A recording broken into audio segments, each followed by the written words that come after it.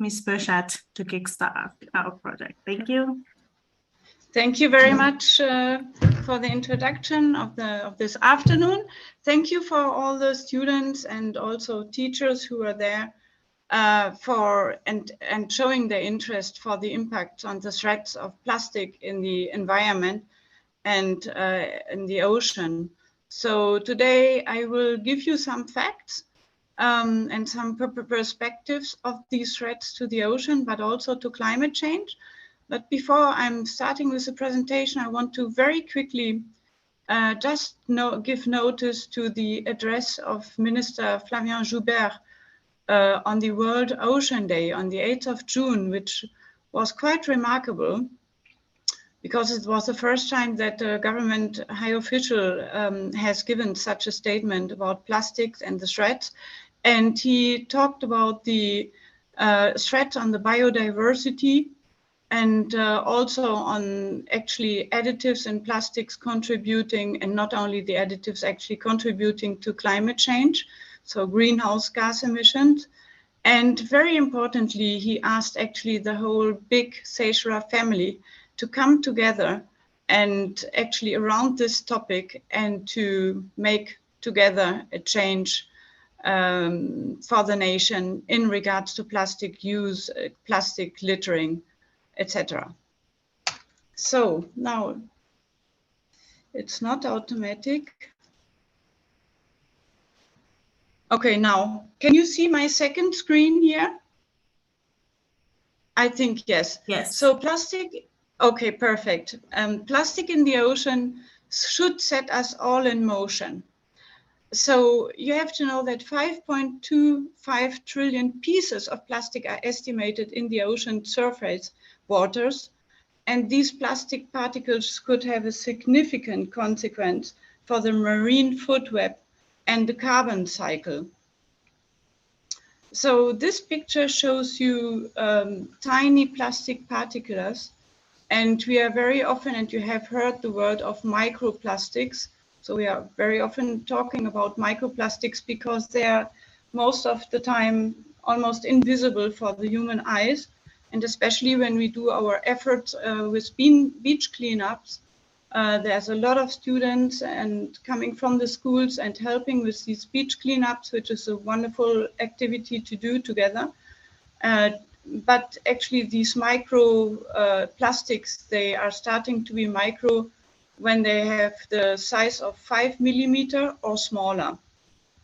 And so here you see on the right-hand side, you see these bottle caps, and you can imagine that these bottle caps, they are breaking down with erosion as ever smaller pieces, so they become micro, and then in the end even nano particles of plastic. We will see so further on what they are doing in the environment. You have to know also that over 400 millions of tons, so now it's estimated 439 million of plastic are produced every year.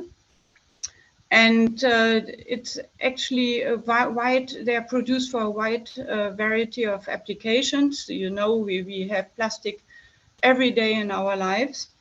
And at least 14 millions of this plastic ends up in the ocean every year, 14 million tons. And they make up actually of 80% of all marine debris found from surface waters to deep sea sediments. So as you can imagine, plastic pollution, so it's really a huge pollution we have, plastic in the ocean. It threatens so the food safety and quality, human health, coastal tourism, and contributes to climate change. And we will see that in the next slide, how it contributes to climate change. Marine species ingest or are entangled by plastic debris. I think you have seen that in numbers of public publications and on photos. And this causes severe injuries and death, as we all know. So I think it's important also to see where plastic is made of what material. So it's, first of all, it's a synthetic organic polymer, which means it's a replication of molecular nature. and the creation of others like them in the laboratory. And the polymers are made from petroleum, which properties ideally suited for a wide variety of applications, including packaging, what we use every day when we are going shopping, building and construction, so household and sports equipment, vehicles, electronics, and agriculture.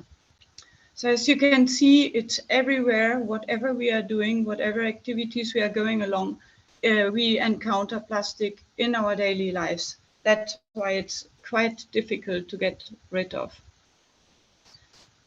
So single-use plastics makes half of total of the plastic production. And as I said already, there are over 400 million tons per year which is produced. And so the single-use plastics and items such as shopping bags, cups, and cutlery is discarded improperly and most of the time. And this is when plastic harm the environment and the biodiversity. And you see on this picture, these are cutlery and some etiquettes from bottles, what I can see, which has been found on beaches and which has also potentially been in the marine environment. So it's looking quite disgusting. But very importantly, these plastics contain also additives, so chemicals, and we see later on which are the impacts of these ones. So a huge fraction of ocean waste plastics comes from industrial fisheries, but not only. And as you know, this has consequences on marine life. And here's an example of an entangled turtle in a fishing rope. So just to give you a figure, it's an estimated 500,000 to 1 million tons a year of plastics from industrial fisheries which tumble into the oceans. So that's a lot, but it's still a fraction from the 14 million. So which is comes from other sources, and they're the main source of plastic debris in the oceans are coming from land. And this occurs through runoffs of urban and stormwater, sewer overflows, littering, inadequate waste disposal and management. It comes also from industrial activities, tire abrasion, construction, and illegal dumping. So ocean-based, I should say, ocean-based activities, plastic pollution, originates primarily from the fishing industry, from nautical activities and aquaculture. So this is actually, we say, ocean-based activity because these are these activities you do in the ocean, which is the fishing and nautical activities and aquaculture. So voila. And there on the photo, you see actually an example how this floats on the surface. And when you see these big pieces of plastics or plastic products, just imagine how they will, with the time, with the erosion under UV from the sunlight, under the influence of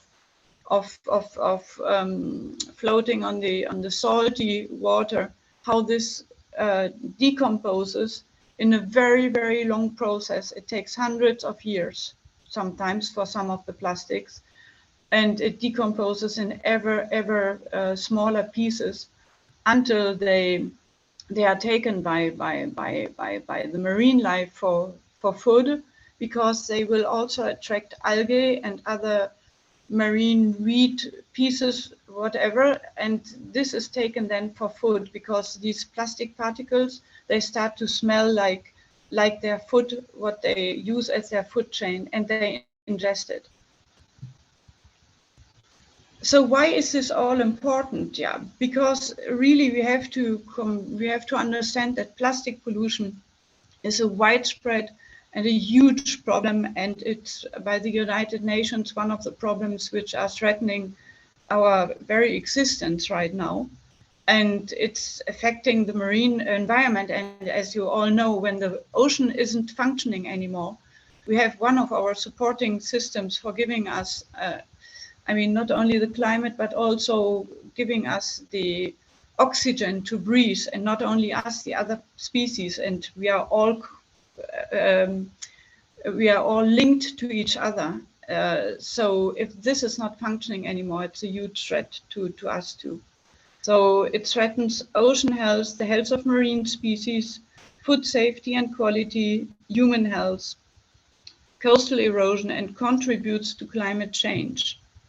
So the carbon footprint of plastic, let's take one of the very much used plastic in daily lives like LDPE or PET. So PET, you know, all these are the PET bottles. And LDPE, this is very much plastic packaging, like for chips, for pasta or whatever.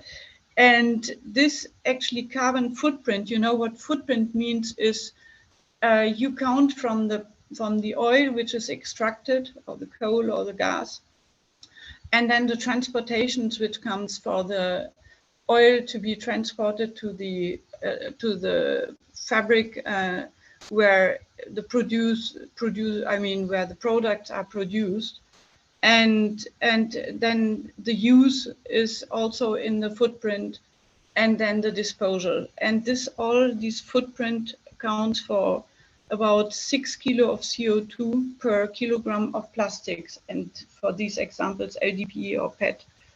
And recycling would save on average about 2.5 kilogram of the CO2 footprint per kilogram of plastic.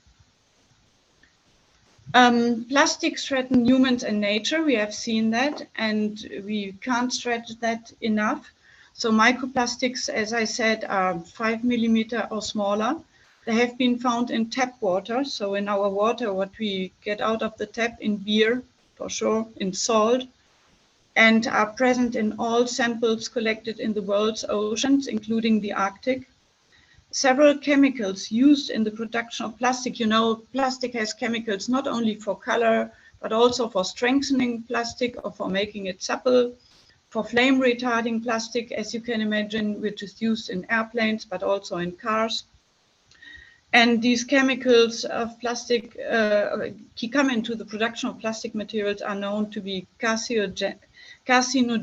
That means they trigger cancer, and they interfere actually with the body's endocrine system. The body's endocrine system is nothing less than our producer of hormones, and the hormones actually are our messengers for the human cells. So this is causing developmental, reproductive, neurological, and immune system disorders in both humans and wildlife.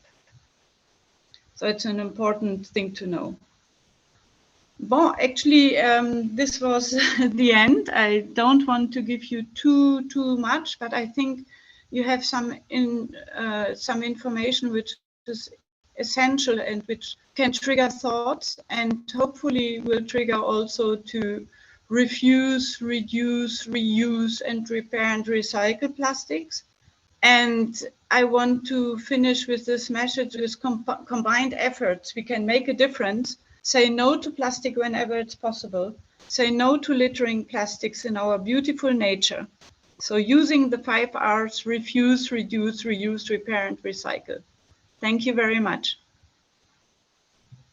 Thank you so much, Ms. Bershon. So our next presenter will be SIF. Give me 2 seconds to set up. Thank you.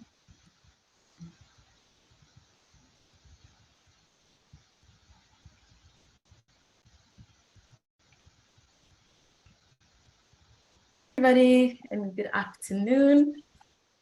My name is Camila Lamote, and I am a science officer here at SIF. My presentation will be about the Alder Cleanup project, and basically talking a bit about how SIF is tackling ocean plastic pollution through action, education, and research.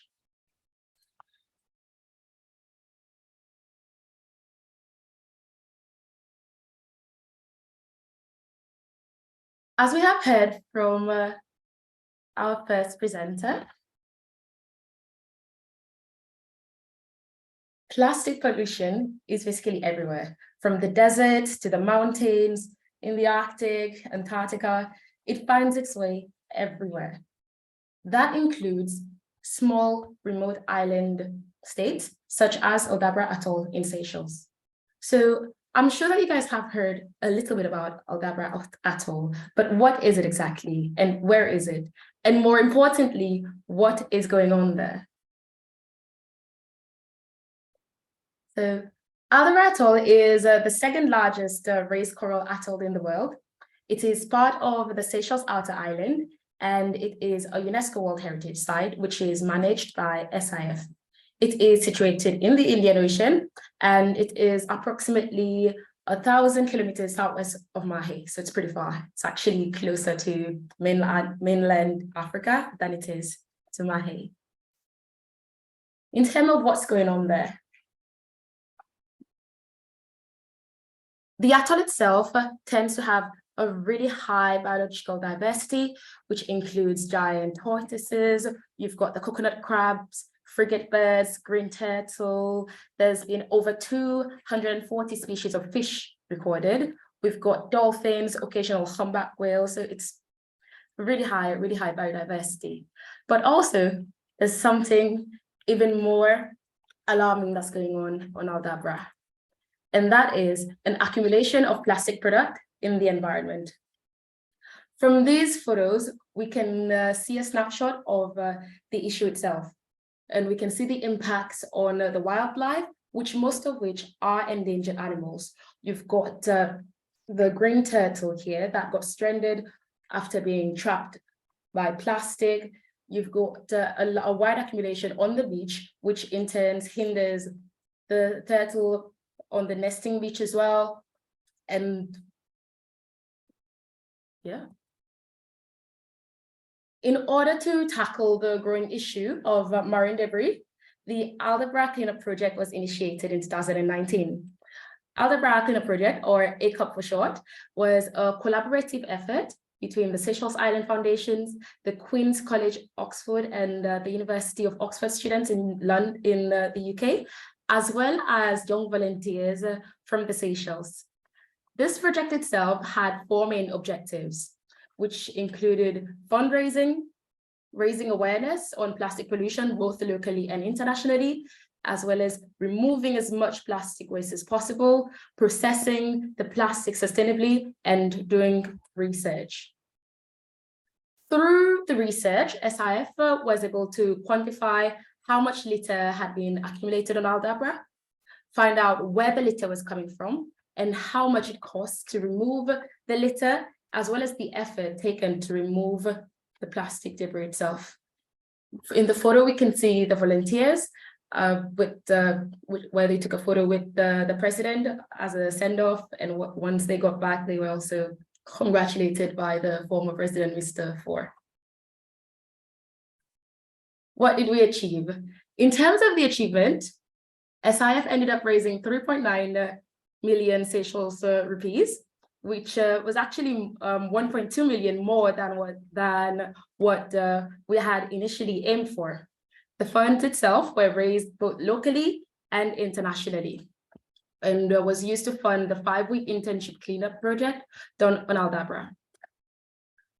Other achievements, the team was able to remove nearly 26 metric tons of plastics on Aldabra, and this project was covered throughout multiple media outlets.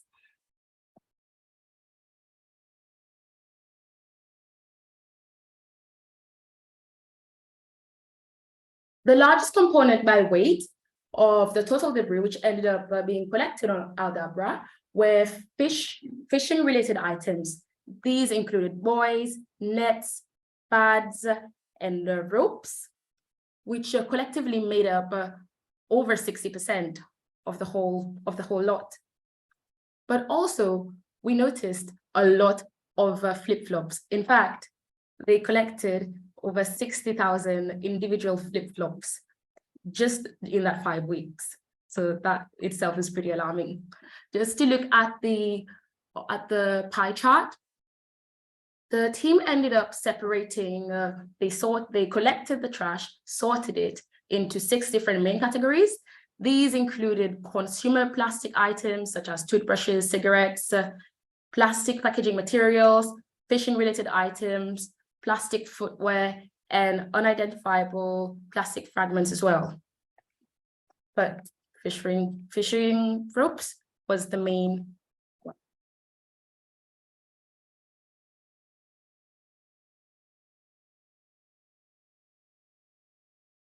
Through the plastic collected, we realized that it was not only through individual behavior that we ended up with this type of pollution, but also bigger corporation, both nationally and internationally, had a role to play in that.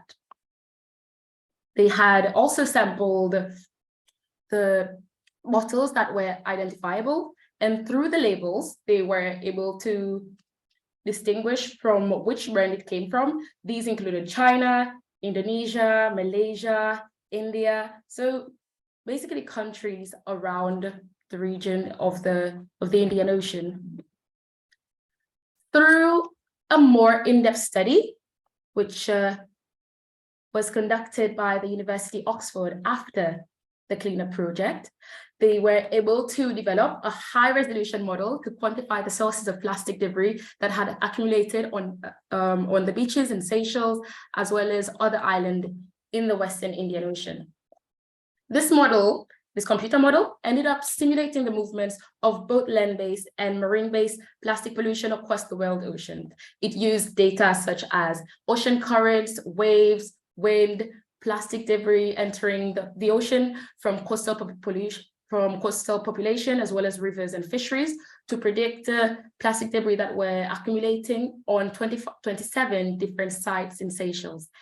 And the key findings were that Indonesia is the prime source of land-based plastic found on the beaches in Seychelles, as well as India and Sri Lanka. This was particularly the case for the larger debris with high buoyancy, such as plastic caps, sandals, bottles, and domestic items. Most of those were shown to have derived from those countries which I stated. Whereas the smaller plastic debris, the one in millimeter size, fragments and pellets, tended to originate from East Africa and from within Seychelles itself. So, pretty alarming.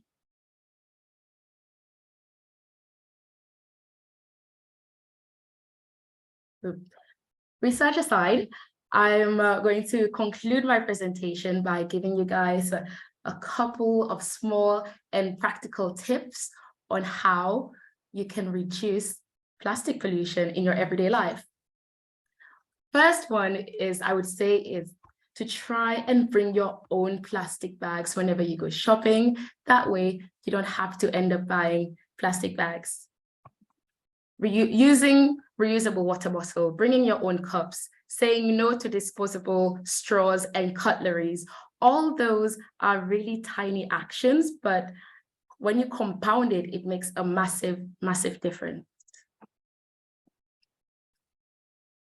Another key tip that I would personally advise people, especially the younger generation, is to try and stay away from fast fashion as much as possible. If not completely, but at least let us try to reduce our overall usage. This is mainly because the plastic from the fast fashion, the clothing items from the fast fashion companies are mostly made out of plastic. And through a single wash, it shreds about 17 million, if not more, tiny plastic fibers, which eventually ends up in the ocean. My colleague afterwards, Mrs. Dean, will end up elaborating more on that. But here we just have a quick cycle of what happens with fast fashion clothing items, because it's not really something that we typically think about, but it contributes massively to plastic pollution in the ocean, especially on a micro and nano scale. So you've got the synthetic clothing. When you end up washing them, it ends up in the wastewater, which ends up in the ocean. Eventually, that gets consumed by fishes and other types of marine animals, and it ends up back to us on our plates. So that is the end of my presentation. I hope that you guys learned something from this, and I wish you a great rest of your day. Thank you.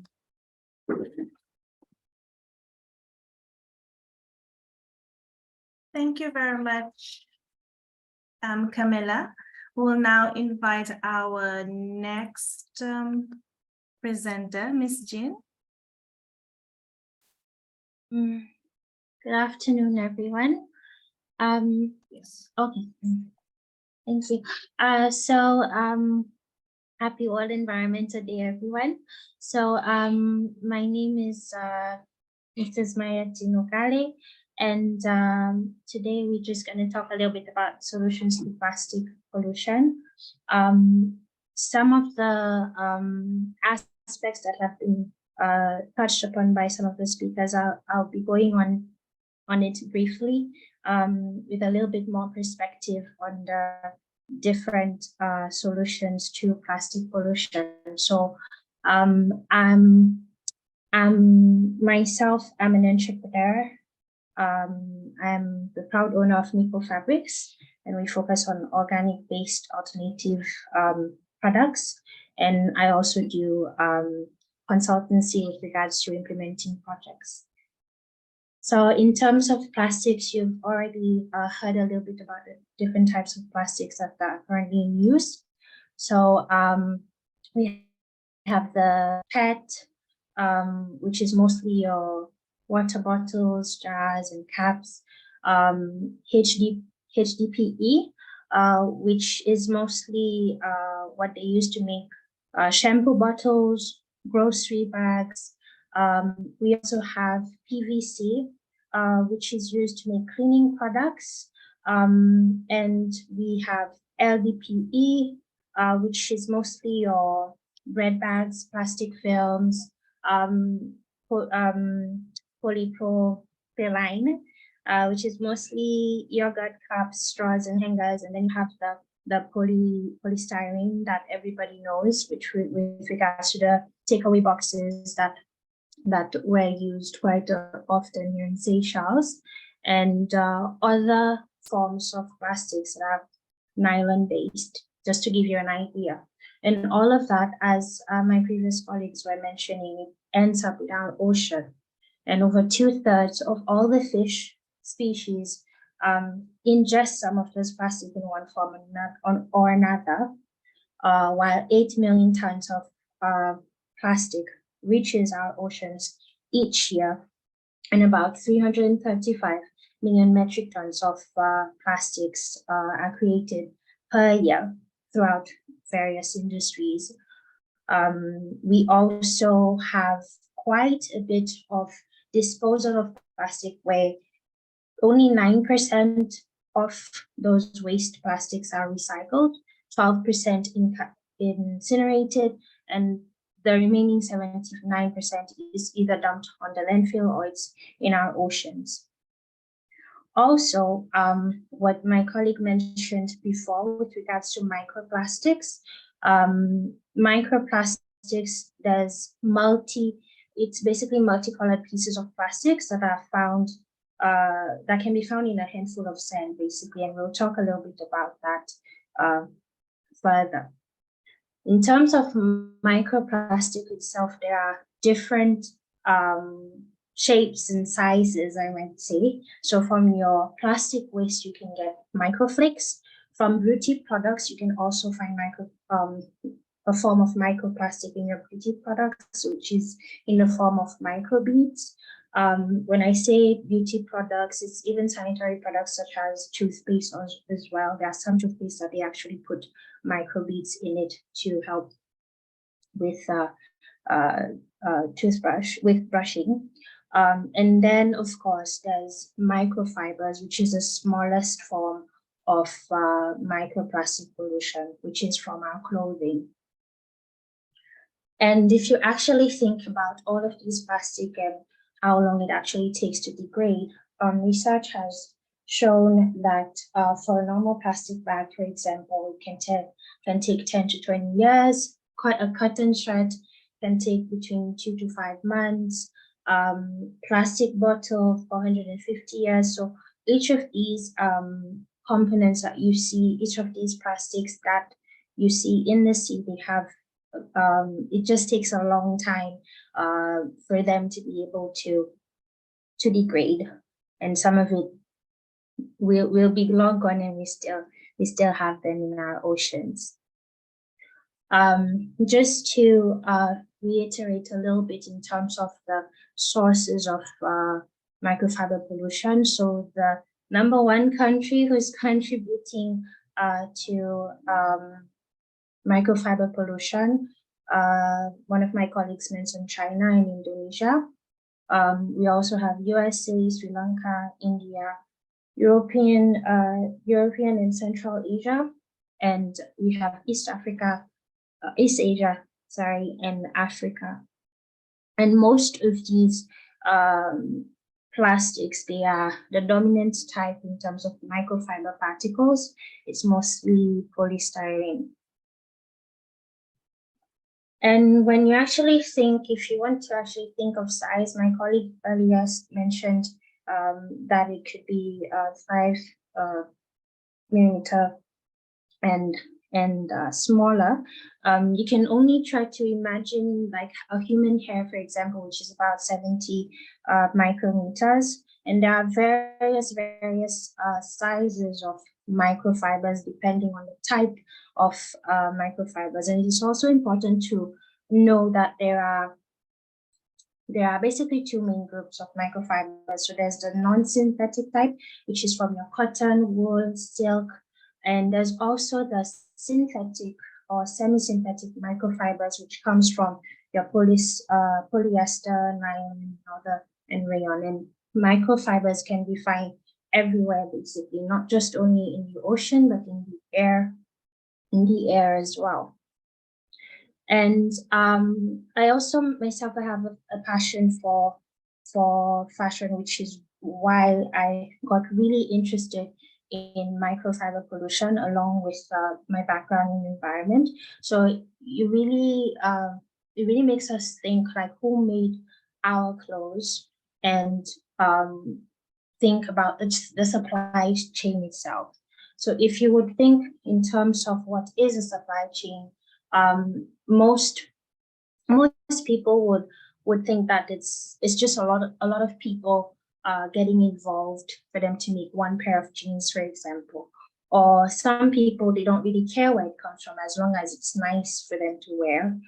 And other people, they might look at the labels, and a very, very small portion will actually research about the labels or where those products come from. And most of the time, we don't realize that the fashion and textile industry itself is one of the second biggest polluter in the world, and it links to a lot of social and environmental issues. With regards to child labor, for example, it also contributes to 17 to 20% of global water pollution. About 21 billion tons of garbage produced each year. It also contributes to global carbon emission and uses a lot of water for 1 kilogram of cotton. And several research has been made, and there's been quite a lot of innovative businesses, and especially in the fashion industry, and even in other industries as well, to address the issue. And just to mention again, with regards to the primary sources of plastics, so most of our microfiber pollution, it mostly comes from our domestic washing. About 35 to 40% comes from it.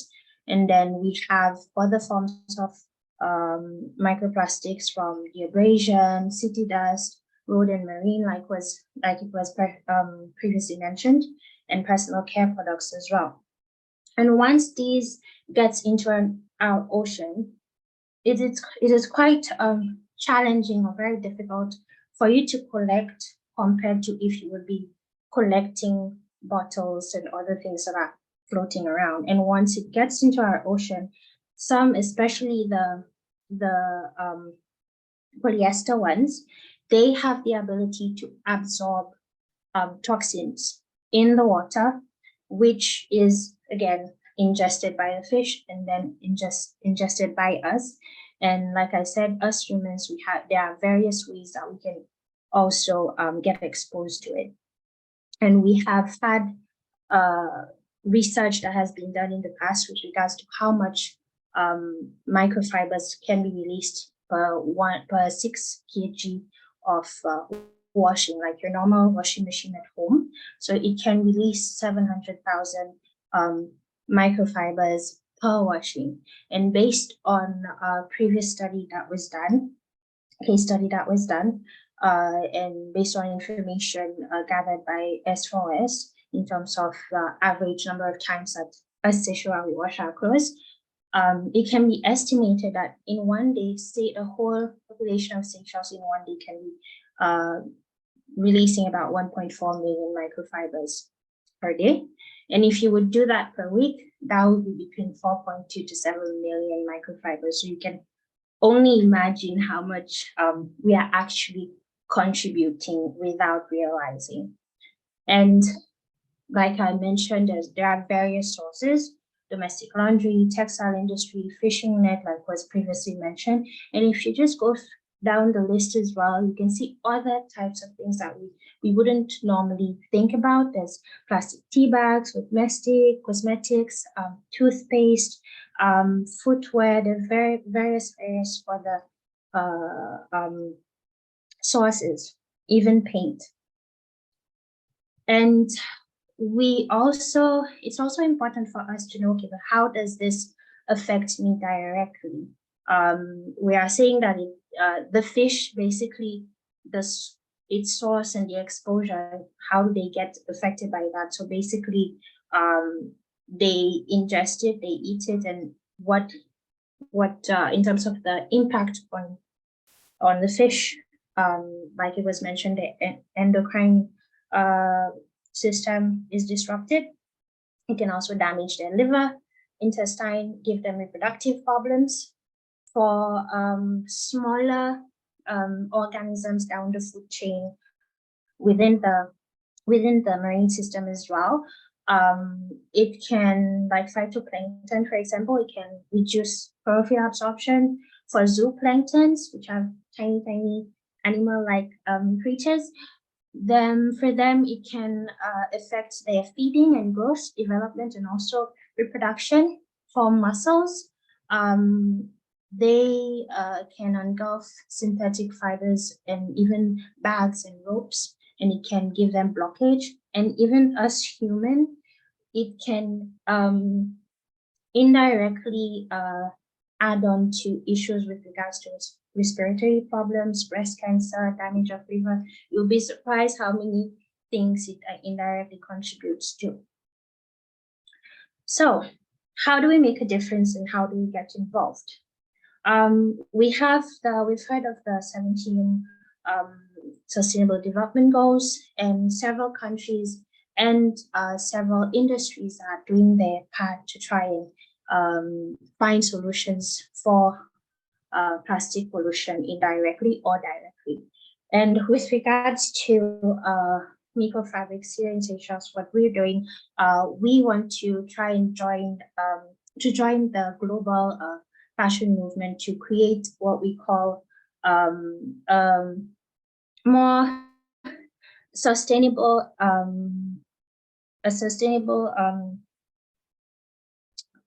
consumption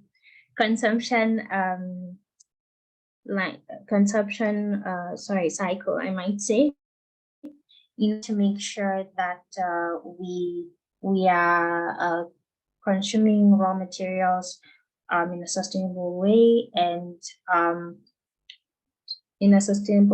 it is reused and recycled when it's done with regards to use.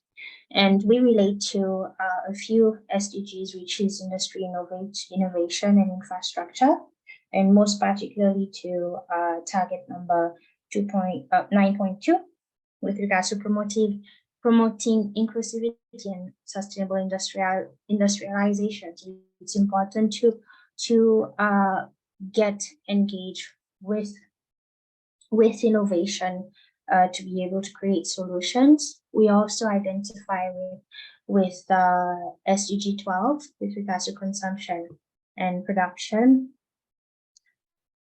sustainable consumption and production, responsible side. And then it's not moving. Yeah.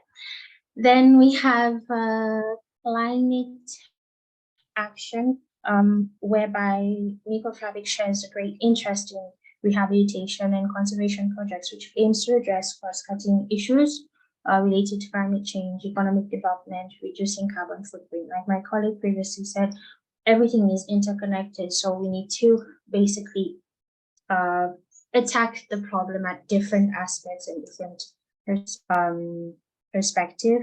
And there's the Sustainable Development Goal 14, which Seychelles is very attached to, life below water, since we are an island, and we want to reduce through the solutions brought further to help reduce the marine pollution. And again, life on land. This makes reference to the use of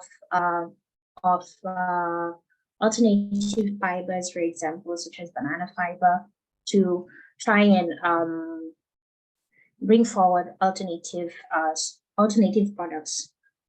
And other solutions would be to wash less, in terms wash less, and like my colleague said, say no to fashion, to have different washing conditions and use innovative technologies for microfiber filter. For example, we have people that have invented coral balls, for example. It's a ball that was designed based on coral life form. You just throw it in your washing machine and it collects all the microfibers for you while it's being washed. There are also certain bags that you can use to put your polyester clothing in, and there are all other technologies as well that helps capture these microfibers. It's also important to understand that it's quite challenging to avoid microfiber pollution and microplastic pollution, but it can be reduced from the source.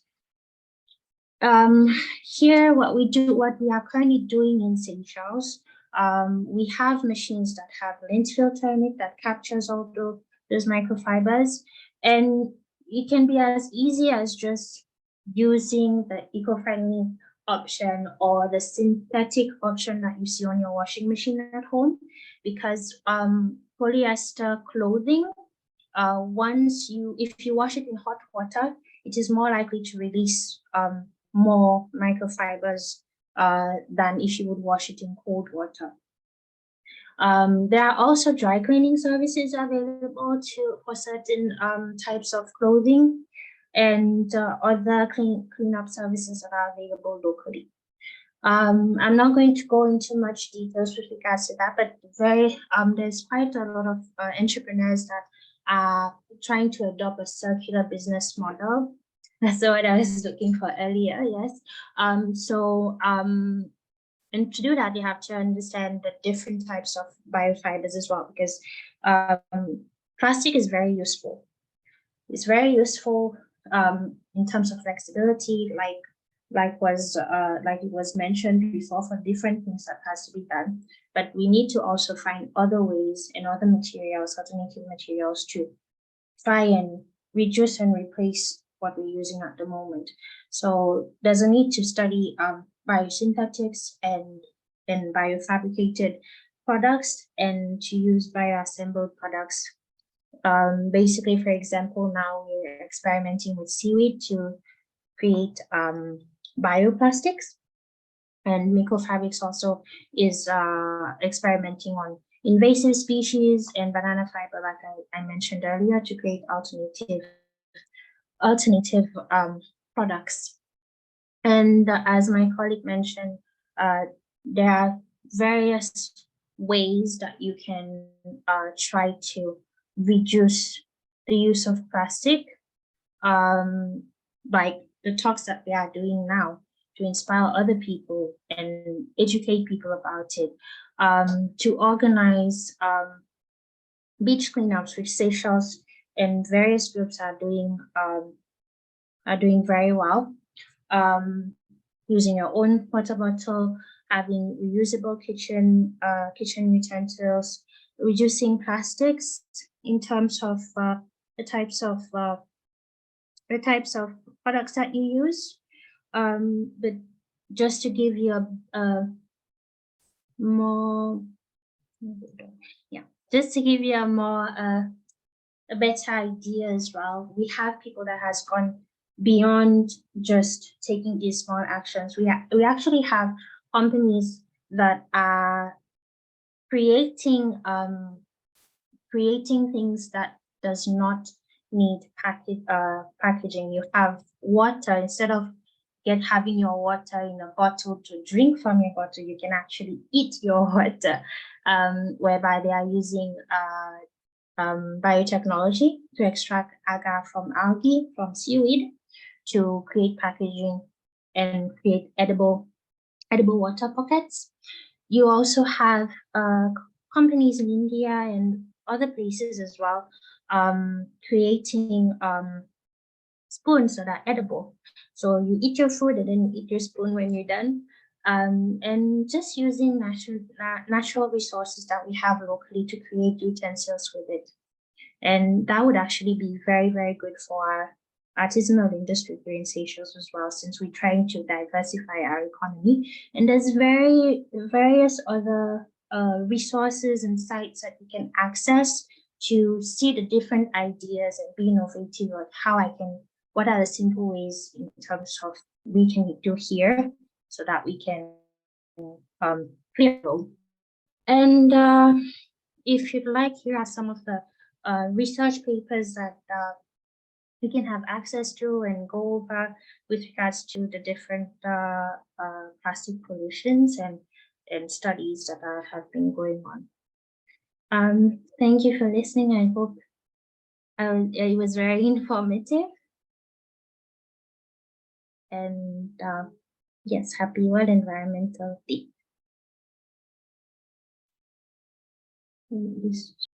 On the Okay. okay, yes. Hi, hello all. My name is Kyle, and I too am in the Sustainable Corner. We are focused on managing as much waste that's coming off the industrial fishing industry. So Seychelles is famous for its beaches, but an important part of Seychelles' economy is the tuna fishing industry. They do, however, generate quite some waste. So the waste that you might be familiar with is the fishing nets. So here at Ile du Port, and also try to share my screen if that's possible. All right. Just give me one moment. Share screen. See. Of course, I should have taken care of this before we started this presentation. Okay, anyway, won't be needing it. So the nets, these are the fishing nets we're talking about. You probably know them because you see them in gardens, you see them everywhere, which is actually a good use because then you're repurposing fishing nets. But here at Ile du Port, they're stocked at the port, and you see enormous mountains full of it. You also see buoys, satellite buoys, these things you see often, ropes and other kinds of plastic. Now, these plastic are pretty difficult to recycle because they're very sturdy and very tough, but it's nonetheless possible. So what we're focused on right now are these fishing nets. So what we do is we take them from the net yard, we collect them from the boat owners, we take them to the warehouse, and then we cut them up into give or take 2 by 2 meter panels. This is plastic. It does not look like plastic, but it is plastic. So it's made from oil. And these are actually multi-filament. So a filament is just one of these single strands. And if you got more of them, it's multi-filament. So these nets are made of really, really tiny strings.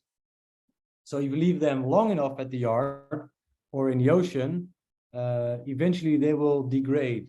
And then these little fibers become microplastics, and they'll end up in the environment. And just as my previous presenters told you, eventually they'll end up in your stomach too. So this was something what we need to prevent. So after we cut them in panels, for now, we ship them abroad to a recycler. The goal is, however, to create as much economic activity in Seychelles to create a circular economy. Because what the companies, recycling companies, really need is these little plastic fibers. So eventually we're going to shred them, and then you've got like a little bundle of fibers. Now, what happens if they ship it abroad? With our partners, it doesn't go out of sight, out of mind. So it's not someone else's problem. So when the fibers arrive at the factory, they'll put it in a extruder machine. Extruder machine will heat up this material, and then it becomes liquid. And then it goes through a screw press, and then it's cooled down. And then you got like a plastic string, which is hard. They chop it off, so you got like one little piece, and then you've got a plastic nylon pellet. So let's assume this is a pellet. This is a semi-finished product for the plastics industry.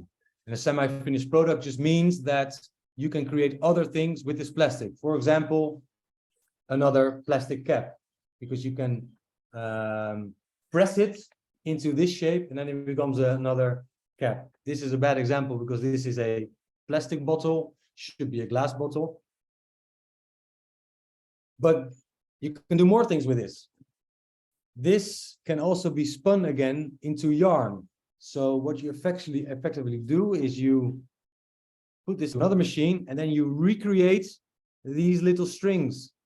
And with these strings, you can make new products such as this. This is a board short, but it's a special board short because it's 100% made of fishing nets. So this material eventually becomes this or this. This is also made from fishing nets. So what we're trying to do is we close the loop. So as Ms. Dean, what she's doing, or what she's, that's also what we're trying to do. So it is an amazing story, really, because normally, let's say you were to collect from Aldebra, collect flip-flops or other plastics. The problem is what to do with these plastics. Unfortunately, still, they will end up at Providence, at the landfill, which is almost full. So it's also important to think of, okay, we collect these materials, but what we do after. And we're very lucky is that we have a easy to recycle plastic, a nylon. So this is our story in a nutshell, really, and it's also showing that we can do something, right? So we can leave it in the ocean, we can leave it at the net yard, but we can also recycle it into new materials, which is an amazing story, really. This is my story in a nutshell, but I'm hoping you've got questions, because everyone is really quiet. So do you have any questions? What's happening? What the material is made of? Because it's really strange that this will end up being this, or this t-shirt.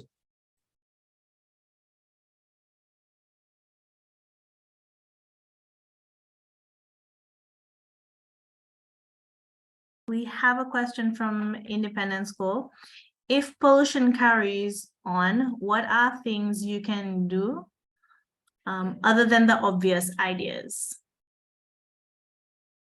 Any of the speakers want to take this on? Yes, if I may step in here. I mean, what is suggested also in this regard from the United Nations Environment Program is to help advocate for regulation. And as you can imagine, it's difficult for states to close the the tap actually of the industries, of the plastic producing industries, because I mean, in what regard would they have the authority to do that? So this, but it's what we need. We need actually to close as much as possible plastic production, which is not absolutely stringent to use. And this can only come from the citizens, from the global citizens, make pressure on them. And there all the doors are open. I mean, fantasy and creativeness on how we can pressure and advocate for stringent regulation towards the industries.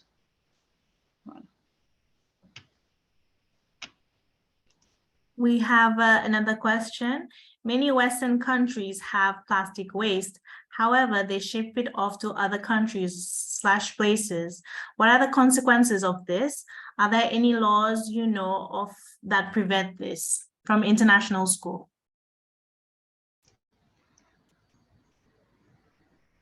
I could respond to that one as well, but there's a Basel Convention where some of the plastics which have toxic additives, chemical additives, they are ruled by the Basel Convention. So these cannot be shipped around without any protocol.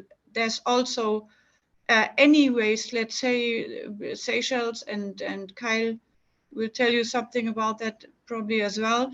Any Seychelles plastic waste which goes out of the country needs to have a certificate of the Ministry of the Environment. They will look at the products which are to be shipped out, and they will certify what it is. And this protocol is then sent to the receiver land, to their authorities, and they need also to have an eye on what's coming in the country and if this is against the regulations or if it's within the regulations frame.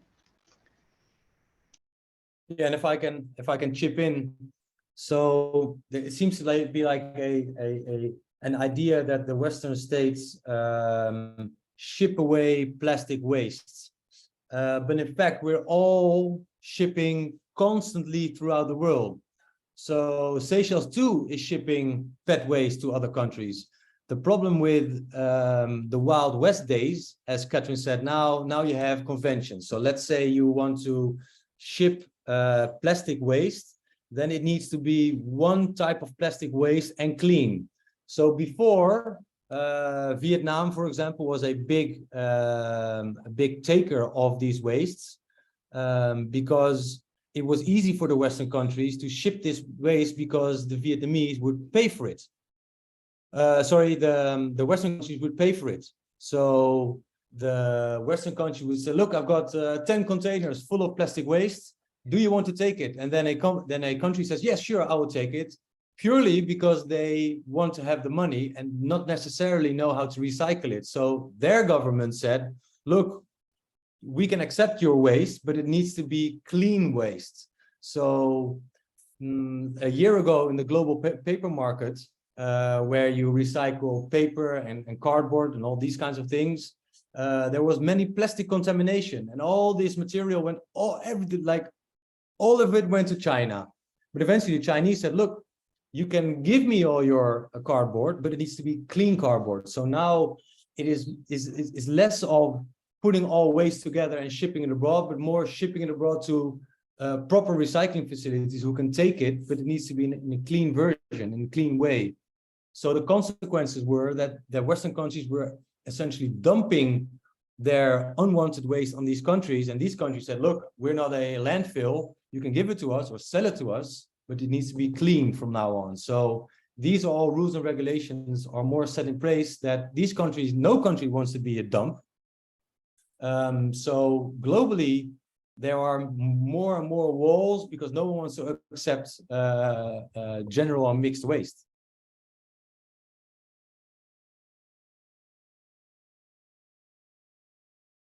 Hello, I have a question also.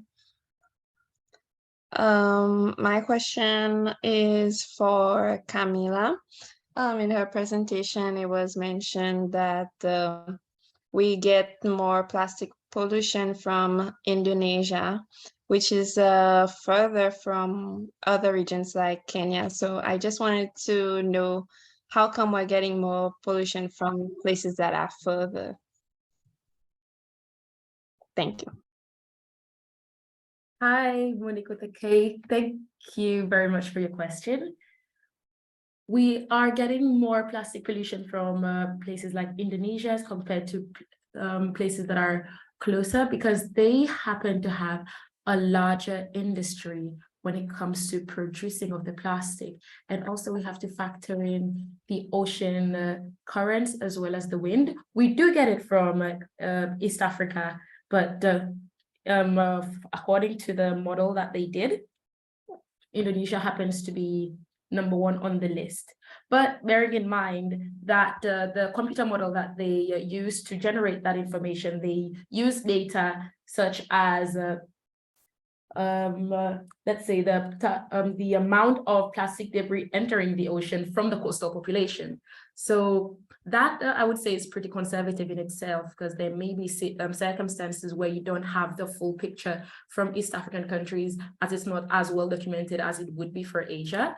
But we do get plastic from Kenya and Somalia and other countries that are closer nearby, especially the smaller ones. Thank you. We also Okay, thank you. Thank you very much. We also have a question from Julie. What has happened to the plastic bag ban in Seychelles? Most shops sell small snacks in plastic bags.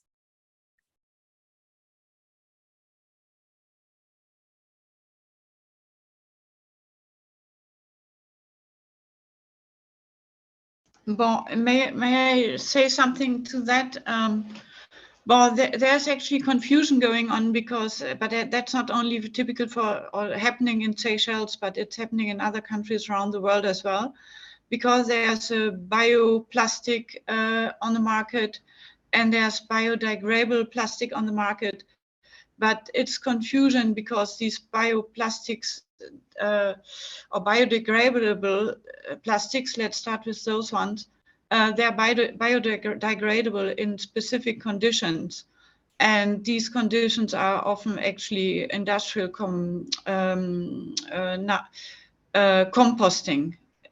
So they need specific heat, I mean a certain degree of heat and a certain other criteria in order to degrade in a quick and rapid process.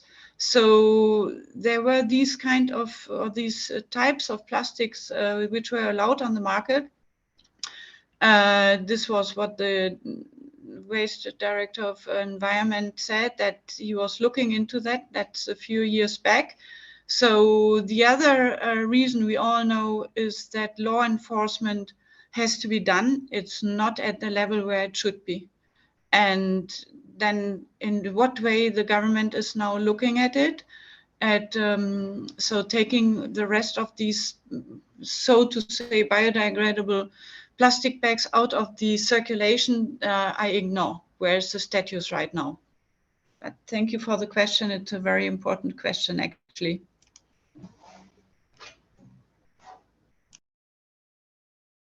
Do we have any other questions? How many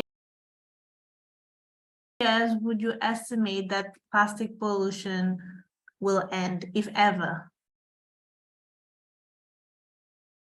This is a very easy one to respond. It will never end because the scientists and even people who are inventing together with science equipment to try to clean the ocean.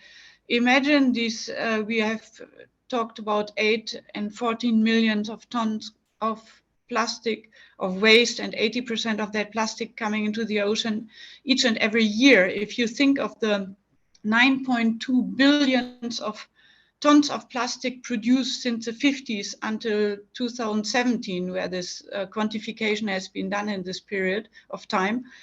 all this plastic in the ocean, which then from debris, bigger debris to smaller debris to microplastics and getting to nanoplastics, these plastics eventually sink on the ocean bottom. And frankly, no one has any idea how to get rid of it. What people know only because nanoparticles are, as you know, smaller than human cells.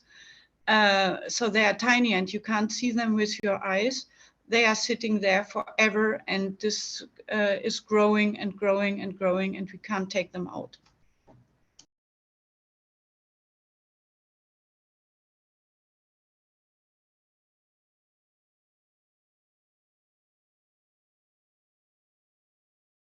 We have a question from Independent School. Does scientific development add to the amount of plastic in the ocean? I would say yes, but not intentionally, because most scientists are trying to get plastic out of the ocean. For example, when it comes to, let's say if you're out at sea and you end up sampling water, sometimes you have to use plastic bag, which can only be single use. And after that, when you get to the lab, you throw it in the trash. But you don't really know where it ends up. Let's say if it ends up in a landfill that is not really properly managed, and if there's strong wind, it blows, it ends up in the ocean. Or alternatively, if you've got a type of equipment that is made out of plastic for longevity and durability in the ocean, but then because of a storm or something happens really, and you end up losing that equipment, it ends up in the bottom of the ocean somewhere. So I would say that yes, it does happen, but not intentionally. Same thing could be said, for example, with the health industry and COVID. We saw a large amount of masks and gloves and PPEs just accumulating on the beach, but I don't think that people meant for that to happen intentionally. At least that's my own personal opinion, but I wouldn't think that people would intentionally want that to end up in the ocean.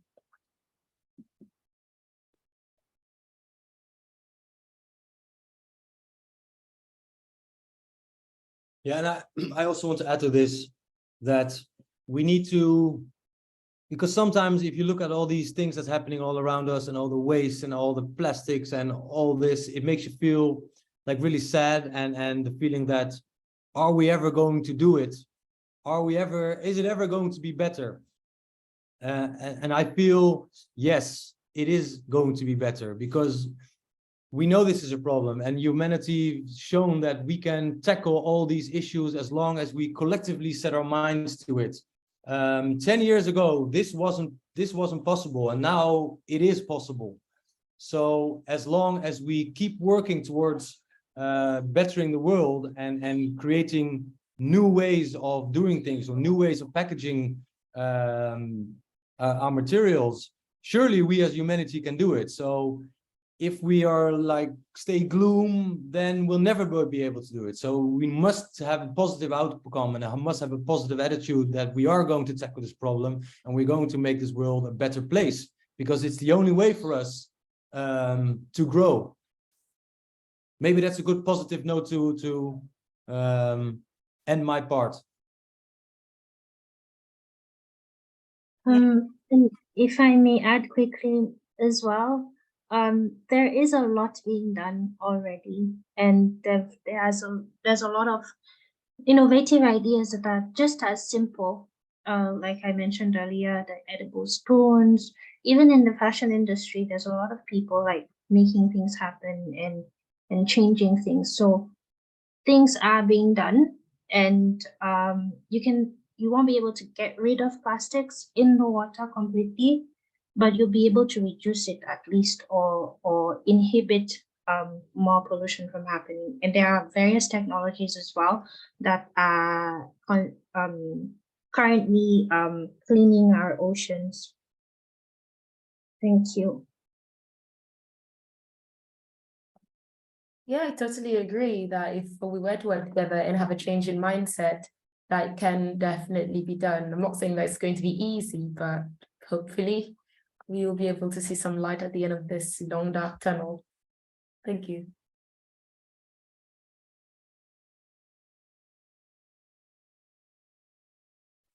Catherine, do you have any last words to conclude the classroom? Well, thank you actually very much to Kyle and also to Mariette for this positive note, because I didn't want actually to darken the picture, just to really realistically answer that question of if we can take it out of the ocean. But it's very important, as Kyle and Mariette said, we have to be positive, and humanity always have creative ideas, and as Kyle said, we have collectively come together with this positive spirit and make the best out of it and get the most ideas and creativeness around this topic. Thank you. So I think we'll conclude with that positive note. So thank you everyone for attending our virtual classroom for World Environment Day. Thank you to all the speakers. The teachers in the classroom, can you please write the amount of students that have attended your classroom and send it to us through the EcoSchool WhatsApp group? And have a good rest of the day, I can say. Thank you so much. We'll be ending our meeting now. Bye-bye. Thank you very much for the organization and for the attendance. Goodbye, and all the presenters. Yeah. Thank you. Bye. Thank you. Bye. Bye. Bye.